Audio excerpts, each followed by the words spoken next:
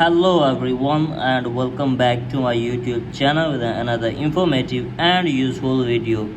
So guys, today in this video I'm gonna show you control center not showing on your iPhone. So guys, if you are facing this problem and you don't know that how can you fix this issue. So guys, today in this video I will show you how can you fix it. So let's start our video without wasting any time. So guys, first of all you have to just simply open settings. From here guys, scroll it below and here you can see control center. So guys, simply tap on it, and from here guys, turn off this toggle and wait some seconds and again turn it on. Now after that guys, simply go back and after that close that page and check if the problem is fixed or not.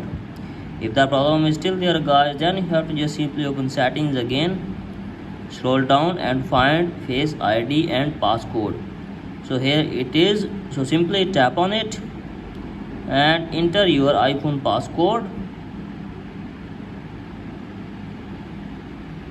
and after that guys, scroll it below and here you can see control center. So guys, if it is turned off, then simply turn it on, and after that close the page and see your problem will be fixed. You can also use control center with lock screen. So guys, in this way you can easily fix your problem.